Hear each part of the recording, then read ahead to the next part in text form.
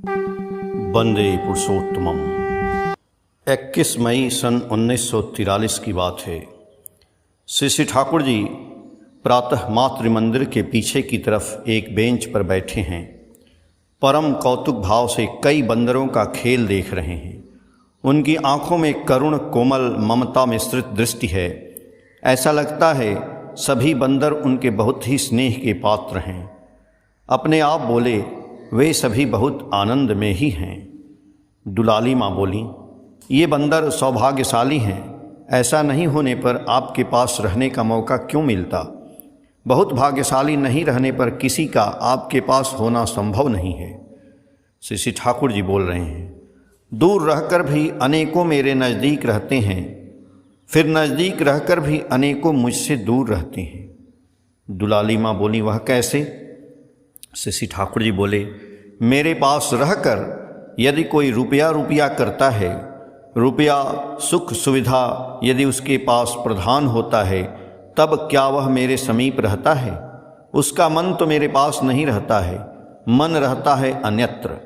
फिर हो सकता है कोई काम काज के लिए बाहर रहता है, लेकिन उसका मन यदि मेरे पास लगा रहता है, तब दूर रहने के बावजूद भी तो उसका मेरे नज़दीक रहना हुआ। वह सब समय मौका ढूंढता रहता है कब मेरे पास आएगा, एवं जब भी मौका मिलता है तब भी मेरे पास चले आता है। जब दूर रहता है यह स्मृति अपने दिल में संजोई रहता है, मेरे पास आने की सुख कल्पना बुनता रहता है। मेरा दायित्व लेकर लिप्त यदि रहता है तब तो बात ही क्या है, लेकिन नज़दीक रहना सार्थक उन लोगों का होता है जो मुझे मुख्य बनाकर चलता है एवं मेरा दायित्व वहन करके चलता है। दुलाली माँ बोली, भगवान जब आते हैं उस समय जो लोग उनको पकड़ते हैं उन लोगों को कोई न कोई फल क्या मिलता ही है।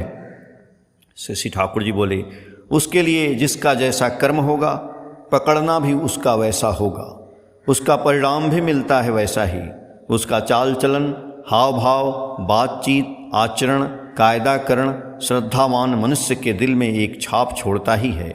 ऐसा लोक पावन चरित्र का छाप जिसके चलन में जितना प्रस्फुटित होता है वह उतना ही उन्नति का अधिकारी होता है। हम लोगों के चलन में वे जितना जागृत रहेंगे, हम लोगों के विशिष्ट भाव में हम लोग उतना ही सतगति प्राप्त करते हैं। उनका चरित्र जितना तक संभव है हम लोगों को अनुसरण करना चाहिए, तब तो और सोचना ही नहीं है। दुलाली माँ ने बोला कि जो ऐसा नहीं कर सकते हैं उनका क्या होता है। श्री ठाकुर जी बोले कि जो श्रद्धा के साथ पकड़ते हैं और कोशिश करते हैं उन लोगों को उसके माध्यम से भी अनेक काम होता है। इस झोंक के साथ फिर आता है, फिर कोशिश करता है, इस तरह आगे बढ़ता जाता है। अनेकों आसुरिक भावापन्न हैं, वे शायद बहुत बड़े हों लेकिन जीवंत महापुरुष के प्रति किसी भी तरह श्रद्धा संपन्न नहीं हो पाते हैं। उनको तुच्छ समझते हैं और अवज्ञा करते हैं, युक्त होकर मानने का महत्व नहीं देते हैं। ऐसा जिसका चलन है, ऐसे चलन के चलते उन लोगों के अंदर आत्मविचार या आत्मविश्लेषण जैसा विचार ही नहीं आता है।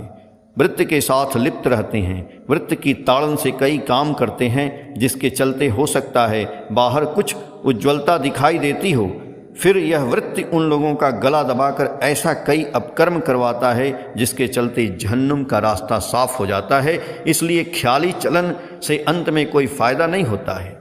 एक पागल घोड़े के पीठ पर यदि चढ़ते हो, वह एक मुहूर्त में हो सकता है राजपथ पर ले जा रहा है, दूसरे मुहूर्त में हो सकता है तुमको मरघट में पहुंचा दे।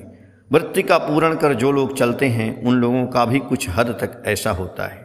वृत्तियों को वृत्ति की तरह पहचान नहीं कर पाते हैं, इसलिए सत्ता की तरफ से वंचित रहते हैं।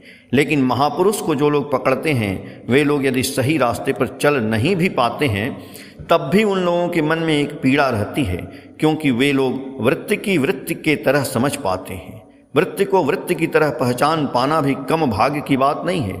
अनेक बड़े बड़े साधकों के भाग्य में भी यह नहीं मिलता है।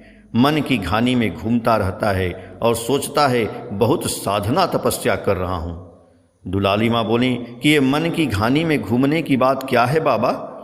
श्री ठाकुर जी बोले, अपने मन में गढ़ा हुआ ख्याल, खुशी और अच्छा बुरा की धारणा लेकर मनुष्य जितने दिनों तक चलता है, इष्ट की इच्छा और खुशी जितने दिनों तक अमल में नहीं लाता है, उतने दिनों तक मन की घानी में घूमना होता है। वे जो बोलते हैं अच्छा लगे या न लगे, ज़बरदस्ती वैसा ही करना चाहिए।